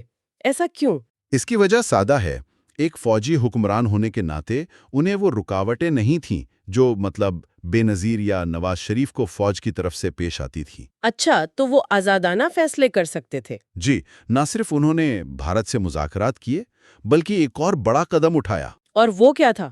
اسلامی شدت پسند تنظیموں جیسے لشکر طیبہ اور جیش محمد، ان پر پابندی لگا دی۔ یہ تو بہت بڑا قدم تھا، لیکن اس پر عوامی رد عمل کیسا تھا؟ کتاب اس بارے میں کیا بتاتی ہے؟ اور یہی سب سے حیران کن بات ہے، کتاب کے مطابق اس پر تقریباً کوئی عوامی رد عمل نہیں آیا۔ بالکل بھی نہیں۔ تقریباً نہیں۔ اس سے یہ اشارہ ملتا ہے کہ شاید پنجاب سے باہر عام پاکستانیوں کے لیے کشمیر اب وہ مرکزی مسئلہ نہیں رہا تھا۔ ٹھیک ہے، تو خارجہ اور سیکیورٹی محاذ پر تو کچھ کامیابیاں نظر آتی ہیں، لیکن اگر وہ اتنے بڑے چیلنجز سے نمٹ سکتے تھے تو پھر ملک کے اندرونی مسائل وہیں کے وہیں کیوں رہے؟ اور یہیں آ کر ان کی حکومت کی اصل کمزوری سامنے آتی ہے۔ کتاب کچھ بہت ہی چونکا دینے والے اعداد و شمار دیتی ہے۔ مثلاً 55% بالغ آبادی ناخواندہ تھی، 25% بچے پیدائشی طور پر کم وزن کا شکار تھے۔ یہ تو بہت سنگین اعداد و شمار ہیں۔ جی، اور ان کی جو سب سے بڑی اصلاحی کوشش تھی، ٹیکس اصلاحات، وہ بری طرح ناکام ہوئی۔ مطلب ٹیکس نیٹ کو بڑھانے کی کوشش؟ ہاں، ملک کی صرف 1% آبادی ٹیکس دیتی تھی، اور کتاب کے الفاظ میں 1 سال کی کوشش کے بعد حکومت 1 پیسہ اضافی وصول نہ کر سکی۔ 1 پیسہ بھی نہیں؟ اور ان کے سب سے بڑے نعرے احتساب، اس کا کیا بنا؟ احتساب کی مہم بھی بہت جلد اپنی ساکھ کھو بیٹھی۔ اس کی کوئی مثال کتاب دیتی ہے؟ جی، ایڈمرل منصور الحق کا کیس، انہیں کرپشن کے سنگین الزامات پر امریکہ سے واپس لایا گیا۔ ہاں، یہ کیس تو کافی مشہور ہوا تھا۔ لیکن پھر کیا ہوا؟ صرف $7.5 ملین واپس کرنے کے معاہدے پر انہیں رہا کر دیا گیا۔ کیا مطلب؟ اربوں کی کرپشن کرو، تھوڑا سا پیسہ واپس کر دو اور آپ آزاد ہیں؟ بالکل۔ اس سے احتساب کا سارا تصور ہی آپ کہہ لیں ایک مذاق بن کر رہ گیا۔ اس سے تو یہی پیغام گیا کہ اگر آپ طاقتور ہیں تو قانون آپ کا کچھ نہیں بگاڑ سکتا۔ اور کتاب کے مطابق یہ مشرف کی احتساب مہم کی سب سے بڑی ناکامی تھی۔ اس نے پورے نظام پر سے عوام کا اعتماد ہی ختم کر دیا۔ تو خلاصہ یہ ہے کہ کتاب مشرف کو ایک ایسے رہنما کے طور پر پیش کرتی ہے جو شاید تبدیلی لانا تو چاہتے تھے، لیکن وہ ملک کے پیچیدہ مسائل کے جال میں الجھ کر رہ گئے۔ جی، ان کے اصلاحات اور احتساب کے وعدے اکثر پرانی پالیسیوں کا ہی نیا نام ثابت ہوئے۔ اور یہ ہمیں کتاب کی حتمی سوچ تک لے آتا ہے۔ بالکل۔ اس پورے جائزے میں ہم نے فوجی اور سویلین دونوں حکومتوں کی ناکامیوں کو دیکھا ہے۔ کتاب آخر میں یہ سوال اٹھاتی ہے کہ شاید اصل مسئلہ کسی فرد یا جماعت کا ہے ہی نہیں۔ تو پھر مسئلہ کیا ہے؟ مسئلہ خود نظام ہے، چاہے وہ بیوروکریسی ہو، جاگیردارانہ ڈھانچہ ہو یا سیاست میں فوج کا اپنا کردار۔ اصل سوال یہ نہیں کہ حکومت کس کی ہے، بلکہ یہ ہے کہ کیا ریاست کا یہ بنیادی ڈھانچہ اصلاح کے قابل ہے بھی یا نہیں۔ اور اسی گہرے سوال کے ساتھ کتاب پاکستان دی آئی آف دا اسٹارم پر ہمارا یہ تفصیلی جائزہ بھی اپنے اختتام کو پہنچا۔ جی، ایک دلچسپ سفر تھا۔ اس پورے سفر میں ہمارے ساتھ شامل رہنے کا بہت شکریہ۔ اتنا بڑھ گیا کہ نواز شریف کو فوج واپس بلانے کا فیصلہ کرنا پڑا۔ تو ایک اور فوجی مہم جوئی جو ایک بڑے سفارتی موقع کی قیمت پر کی گئی، ناکامی پر ختم ہوئی۔ کتاب کے آخری حصے میں اس سوال پر غور کیا گیا ہے کہ کیا اس مسئلے کا کوئی حل ممکن بھی ہے، خاص طور پر یہ کہ کیا لائن آف کنٹرول کو مستقل بین الاقوامی سرحد بنایا جا سکتا ہے۔ جی، کتاب اس کے خلاف 2 بڑی دلیلیں پیش کرتی ہے۔ ایک، وادی کشمیر کے مسلمان اسے کبھی قبول نہیں کریں گے کیونکہ یہ ان کی خواہشات کے خلاف ہوگا، اور 2، پاکستانی فوج اور عوام اتنی دہائیوں کی قربانیوں کے بعد بغیر کسی واضح فائدے کے اس حل کو آسانی سے تسلیم نہیں کریں گے۔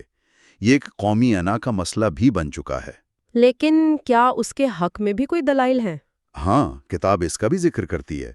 ایک دلیل یہ ہے کہ شاید بھارت اور پاکستان کے دوسرے علاقوں جیسے سندھ یا تمل ناڈو میں رہنے والے کروڑوں لوگ اس مسئلے کے حل سے خوش ہوں گے، تاکہ پورا برصغیر دشمنی سے نکل کر معاشی ترقی کی راہ پر گامزن ہو سکے۔ اور پاکستان میں بھی یہ احساس بڑھ رہا ہے کہ بھارت کشمیر سے کبھی دستبردار نہیں ہوگا۔ تو آج کی گفتگو سے یہ واضح ہے کہ کشمیر کا تنازع صرف زمین کا جھگڑا نہیں، بلکہ یہ فوجی ناکامیوں، سفارتی غلطیوں اور ضائع شدہ مواقع کی ایک طویل اور پیچیدہ داستان ہے۔ ہر موڑ پر ایک کاش اور اگر موجود ہے۔ ایک آخری سوچ، یہ باب فوجی اور سفارتی ناکامیوں سے بھرا پڑا ہے، لیکن اس میں ہمیں نیاز نائک اور آر کے مشرا کی خفیہ بات چیت جیسے لمحات کا بھی پتہ چلتا ہے، جب نقشے پر نئی لکیریں کھینچ کر حل تلاش کیا جا رہا تھا۔ سننے والوں کے لیے سوچنے کا سوال یہ ہے کہ کشمیر کے تنازع میں کیا سب سے بڑے موقع وہ تھے جو فوجی میدانوں میں نہیں بلکہ بند دروازوں کے پیچھے خفیہ بات چیت میں کھو گئے؟ اور کیا مستقبل میں ایسا کوئی موقع دوبارہ پیدا ہو سکتا ہے؟ تو آج کی گفتگو کا آغاز الطاف حسین کے ایک بہت ہی چونکا دینے والے بیان سے کرتے ہیں۔ انہوں نے کہا تھا کہ برصغیر کی تقسیم انسانی تاریخ کی سب سے بڑی غلطی تھی۔ یہ ایک ایسا بیان ہے جو سیدھا پاکستان کے وجود کی بنیاد پر سوال اٹھاتا ہے۔ بالکل، اور یہ بیان ہمیں سیدھا آج کی گفتگو کے مرکز میں لے آتا ہے۔ پاکستان جو مذہب کے نام پر بنا، اسے اپنی ابتدائی سے مضبوط نسلی اور لسانی شناختوں کے چیلنج کا سامنا کیسے کرنا پڑا؟ یہ ایک ایسی کشمکش ہے جو آپ کہہ لیں آج تک پاکستان کے سیاسی منظرنامے پر چھائی ہوئی ہے۔ ہاں، کیونکہ قائد اعظم محمد علی جناح کا ویژن تو بالکل واضح تھا۔ انہوں نے اپنی مشہور تقریر میں کہا تھا کہ اب آپ آزاد ہیں، اپنے مندروں میں جائیں، اپنی مسجدوں میں جائیں، اور یہ بھی کہا تھا کہ اب ہم بنگالی، پنجابی، سندھی، بلوچی، پٹھان نہیں بلکہ صرف پاکستانی ہیں۔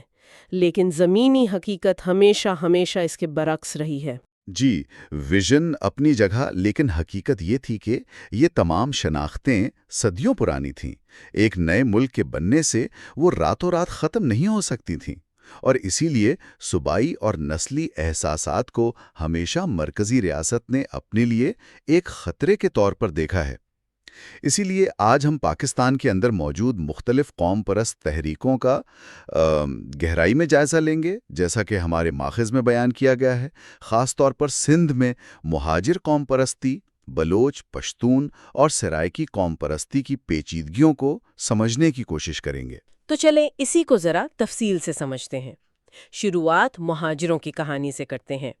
یہ وہ لوگ تھے جنہوں نے پاکستان کے لیے بے پناہ قربانیاں دیں، اپنے گھر، جائیدادیں، سب کچھ چھوڑ کر ایک نئے ملک میں اس امید کے ساتھ آئے کہ انہیں اس کی تعمیر میں ایک مرکزی، ایک اہم کردار ملے گا۔ ان کی توقعات بہت بلند تھیں۔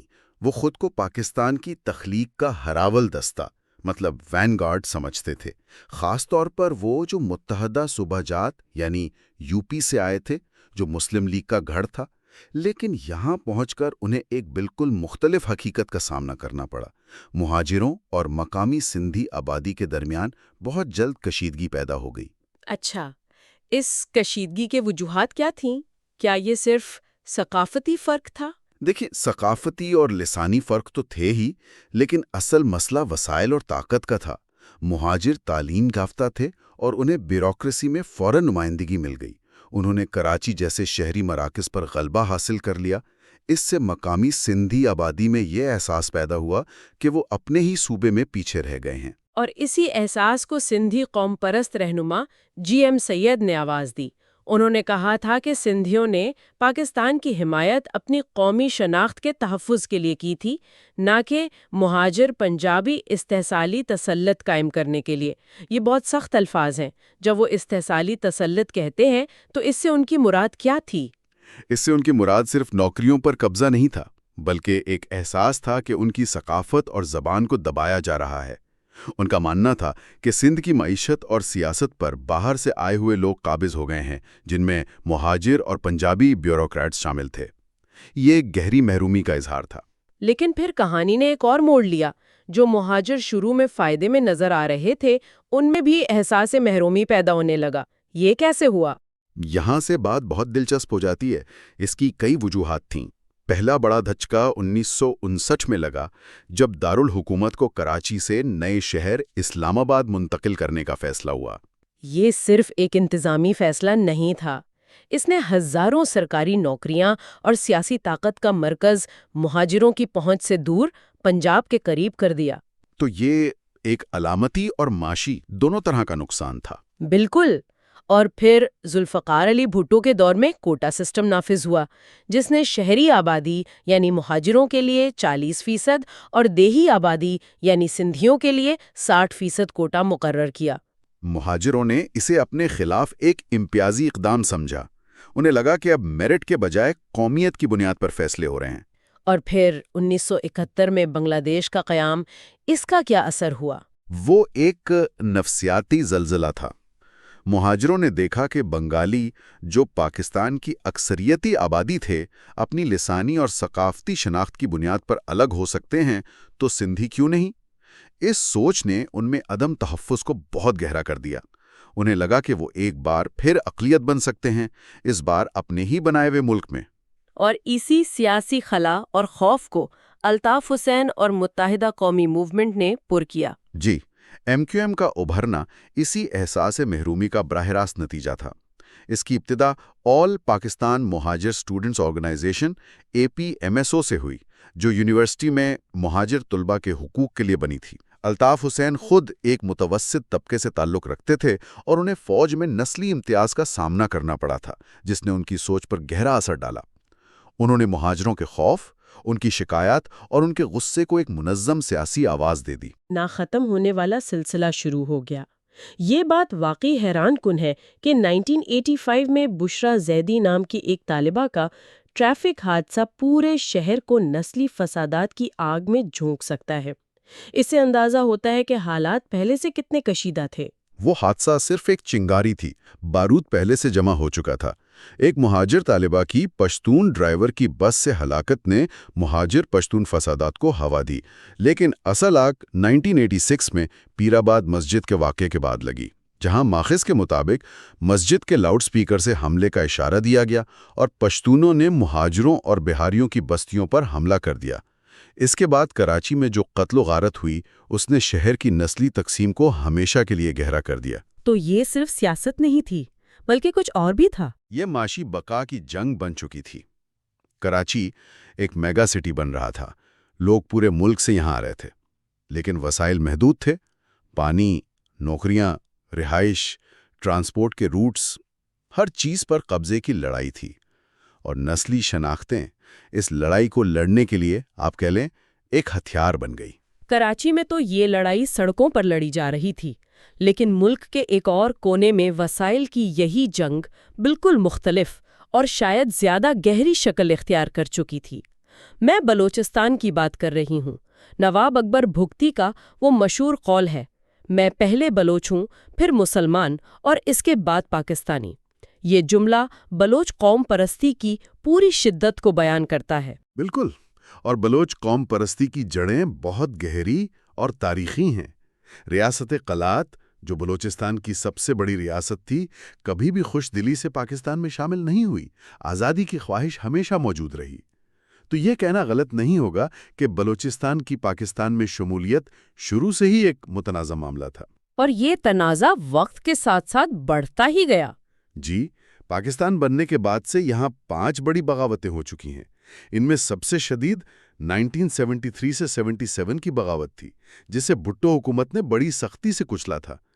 इसी दौरान इस्लामाबाद में इराकी सिफारत खाने से भारी मिकदार में हथियारों की बरामदगी का वाक़या भी पेश आया। भुट्टो ने इसे पाकिस्तान को तोड़ने की एक बैरूनी साजिश करार दिया था, ठीक? बिल्कुल, और इसे जवाज़ बनाकर उन्होंने बलूचिस्तान की मुंतखब हुकूमत को बरतरफ कर दिया। इस इक़दाम ने बलोचों में बेगानगी के एहसास को मज़ीद गहरा कर दिया कि मरकज़ उन पर भरोसा नहीं करता और उन्हें उनके जमहूरी हुकूक से महरूम रखा जा रहा है। लेकिन यहाँ सिर्फ सियासी शिकायत नहीं है, بلوچ قوم پرستی کے پیچھے گہری معاشی محرومیاں بھی ہیں۔ یہی اصل مسئلہ ہے۔ سوئی گیس فیلڈ کی مثال ہمارے سامنے ہے، جو 1952 میں دریافت ہوئی اور کئی دہائیوں تک پاکستان کی گیس کی ضروریات کا ایک بڑا حصہ پورا کرتی رہی۔ لیکن بلوچ رہنماؤں کا ہمیشہ سے یہ شکوہ رہا ہے کہ اس کا فائدہ مقامی آبادی کو کبھی نہیں پہنچا۔ مطلب ملک کو روشن کرنے والی گیس بلوچستان کے اپنے کئی علاقوں کو نہیں ملتی؟ یہ تو بہت بڑی ستم ظریفی ہے۔ بلا شبہ، اور یہی احساس بلوچ قوم پرستی کی بنیاد ہے۔ انہیں لگتا ہے کہ پنجاب ایک نو آبادیاتی علاقے کی طرح ان کے وسائل، گیس، معدنیات، ساحل کا استحصال کر رہا ہے، جبکہ بلوچستان آج بھی ملک کا سب سے غریب اور پسماندہ صوبہ ہے۔ یہ احساس محرومی نسل در نسل منتقل ہوتا رہا ہے۔ اچھا، اب پشتون قوم پرستی کی طرف آتے ہیں، جس کی کہانی جیسا کہ ہمارے ماخذ بتاتے ہیں بلوچ اور سندھی قوم پرستی سے کچھ مختلف ہے۔ جی، اس کی نوعیت بالکل الگ ہے۔ اس کی تاریخی بنیاد 1893 کی ڈیورنڈ لائن ہے، جس نے پشتون آبادی اور ان کی زمینوں کو افغانستان اور برطانوی ہند کے درمیان تقسیم کر دیا۔ اسی تقسیم نے خان عبدالغفار خان یعنی بچہ خان کی سرخ پوش تحریک اور ایک آزاد پشتون خواہ کے مطالبے کو جنم دیا، اور اسی لیے انہوں نے 1947 کے ریفرینڈم کا بوائیکاٹ کیا تھا، کیونکہ اس میں صرف ہندوستان یا پاکستان میں شمولیت کا آپشن تھا، آزاد پشتون خواہ کا نہیں۔ تو پھر یہاں ایک بہت ہی دلچسپ تضاد سامنے آتا ہے۔ تاریخی طور پر پشتون قوم پرستی کی جڑیں شاید سب سے گہری ہیں، لیکن آج یہ ریاست کے لیے سب سے کم خطرہ سمجھی جاتی ہے۔ ایسا کیوں ہے؟ اس کی وجہ آپ کہہ لیں گولی نہیں، بلکہ پیسہ اور شرکت داری ہے۔ اس کی سب سے بڑی وجہ پشتونوں کی پاکستانی ریاست اور معیشت میں گہری شمولیت ہے۔ یعنی وہ نظام کا حصہ ہیں، اس کے خلاف نہیں۔ بالکل، وہ فوج اور بیوروکریسی میں بہت اچھی طرح سے نمائندگی رکھتے ہیں، لیکن اس سے بھی اہم بات معیشت ہے۔ ملک بھر کا ٹرانسپورٹ کا شعبہ بڑی حد تک ان کے کنٹرول میں ہے۔ کراچی سے لے کر خیبر تک ان کے معاشی مفادات پورے پاکستان سے جڑے ہوئے ہیں۔ کراچی میں ایک بہت بڑی پشتون آبادی ہے جو وہاں سے اپنے گاؤں میں پیسہ بھیجتی ہے۔ تو یہ معاشی انضمام تاریخی شکایات پر حاوی ہو گیا۔ آپ اسے ایسے ہی کہہ سکتے ہیں۔ جب آپ کے معاشی مفادات پورے ملک کے ساتھ جڑے ہوں تو علیحدگی کی تحریک کو عوامی حمایت ملنا بہت مشکل ہو جاتا ہے۔ ان کی لڑائی علیحدگی کے بجائے ریاست کے اندر زیادہ حقوق اور وسائل حاصل کرنے کی رہی ہے۔ ٹھیک ہے، تو اب ہم ایک نسبتاً نئی قوم پرست تحریک سرائکی تحریک پر بات کرتے ہیں۔ ان کے بنیادی مطالبات کیا ہیں؟ ان کے دو بنیادی مطالبات ہیں۔ اول، سرائکی کو ایک الگ زبان اور قومیت کے طور پر تسلیم کیا جائے۔ دوم، جنوبی پنجاب کے سرائکی بولنے والے علاقوں پر مشتمل ایک الگ صوبہ بنایا جائے۔ لیکن ایک سوال ہے، کیا سرائکی واقعی ایک الگ زبان ہے یا یہ پنجابی کا ایک لہجہ ہے جیسا کہ کچھ لوگ دعویٰ کرتے ہیں؟ اس تحریک کی بنیاد ہی اس لسانی شناخت پر ہے، تو یہ نقطہ بہت اہم ہے۔ یہ ایک بہترین سوال ہے۔ ماہرین لسانیات آپ کو بتائیں گے کہ زبان اور لہجے کے درمیان فرق اکثر سیاسی ہوتا ہے، خالصتاً لسانی نہیں۔ سرائکی قوم پرستوں کے لیے یہ صرف الفاظ اور گرامر کا معاملہ نہیں ہے، یہ ان کی الگ تاریخ، ثقافت اور شناخت کا معاملہ ہے۔ انہیں لگتا ہے کہ پنجابی اسٹیبلشمنٹ، جسے وہ تخت لاہور کہتے ہیں، ان کی زبان کو محض پنجابی کا ایک لہجہ قرار دے کر ان کی شناخت کو دبا رہی ہے۔ اور ان کی معاشی شکایت کیا ہے؟ ان کی شکایت بھی بلوچوں سے ملتی جلتی ہیں۔ ان کا علاقہ پاکستان کی زرخیز ترین زمینوں میں سے ہے، جہاں کپاس اور گندم کی بے پناہ پیداوار ہوتی ہے، لیکن یہ علاقہ صنعتی ترقی اور سرمایہ کاری سے محروم ہے۔ انہیں لگتا ہے کہ ان کے وسائل کا استعمال کیا جا رہا ہے اور اس کا فائدہ انہیں نہیں بلکہ وسطی اور شمالی پنجاب کو پہنچ رہا ہے۔ یعنی یہاں بھی معاملہ وہی ہے، وسائل کی غیر منصفانہ تقسیم اور اپنی شناخت کے مٹنے کا خوف۔ تو اگر ہم ان تمام تحریکوں کا جائزہ لیں، چاہے وہ مہاجر ہوں، بلوچ، سندھی یا سرائکی، ان سب میں ایک مشترک نقطہ نظر آتا ہے، اور وہ ہے فوج اور بیوروکریسی پر پنجاب کے غلبے کا احساس، جو دیگر قومی اکائیوں میں معاشی محرومی اور سیاسی بے اختیاری کے احساس کو جنم دیتا ہے۔ بالکل، اور اسی تناظر میں طارق علی نے کہا تھا کہ پاکستان میں قومی سوال ایک ٹائم بم ہے۔ تو پھر یہاں سب سے اہم سوال یہ ہے کہ یہ بم اب تک پھاٹا کیوں نہیں؟ اگر یہ محرومیاں اتنی گہری اور حقیقی ہیں تو پاکستان بنگلہ دیش کی طرح مزید کیوں نہیں ٹوٹا؟ اس کی چند بڑی وجوہات ہیں۔ ایک تو مرکزی ریاست کی طاقت، جسے فوج کی حمایت حاصل ہے اور وہ کسی بھی علیحدگی پسند تحریک کو کچلنے کی صلاحیت رکھتی ہے۔ دوسرا، 1971 کے بعد پاکستان جغرافیائی طور پر ایک متحد ملک ہے، بنگلہ دیش کے برعکس، جہاں مشرقی اور مغربی پاکستان کے درمیان 1000 میل کا فاصلہ اور دشمن ملک تھا۔ اس فاصلے نے علیحدگی کو آسان بنا دیا تھا۔ اور کیا کوئی بیرونی عنصر بھی ہے؟ جی، تیسری اور شاید سب سے اہم وجہ یہ ہے کہ ان تحریکوں کو کبھی کوئی مستقل اور مضبوط بیرونی حمایت حاصل نہیں ہو سکی، جیسی بنگالیوں کو 1971 میں ہندوستان سے ملی تھی۔ وقتی حمایت تو ملتی رہی، لیکن کوئی بھی بڑا ملک لمبے عرصے تک ان کی پشپناہی کرنے کو تیار نہیں ہوا۔ تو کیا ہم یہ کہہ سکتے ہیں کہ اگرچہ علیحدگی کا کوئی فوری خطرہ نہیں ہے، لیکن یہ نسلی اور قومی تقسیم پاکستان کے استحکام اور ترقی کے لیے ایک مستقل چیلنج کی حیثیت رکھتی ہے؟ یہ وہ دراریں ہیں جو ریاست کی بنیادوں کو مسلسل کمزور کرتی رہتی ہیں۔ بلا شبہ، اور یہیں پر ہم سامعین کے لیے ایک سوال چھوڑ کے جاتے ہیں۔ جیسا کہ ماخذ میں بیان کیا گیا ہے، پاکستان کی مختلف قومیتیں اپنی الگ اور گہری تاریخی شناختوں پر زور دیتی ہیں۔ ایسے میں کیا صرف ایک مذہبی شناخت کسی جدید قومی ریاست کو طویل مدت تک متحد رکھنے کے لیے کافی ہے؟ یا اس کے لیے تمام نسلی گروہوں کو اختیارات اور وسائل کی منصفانہ تقسیم کے ذریعے ایک مشترک قومی دھارے میں شامل کرنا ناگزیر ہے؟ آج ہم 1971 کی جنگ اور بنگلہ دیش کے قیام کا جائزہ لے رہے ہیں۔ ہمارے سامنے جو ذرائع ہیں وہ اس بحران کے مرکزی کرداروں جنرل یحییٰ خان، شیخ مجیب الرحمان اور ذوالفقار علی بھٹو، ان کے فیصلوں پر روشنی ڈالتے ہیں۔ اب دیکھیں، مشرقی اور مغربی پاکستان کے درمیان 1000 میل کا فاصلہ تو تھا ہی، لیکن اصل سوال یہ ہے کہ وہ کون سی گہری وجوہات تھیں، وہ دراڑیں کون سی تھیں جنہوں نے ملک کو تقسیم کر دیا؟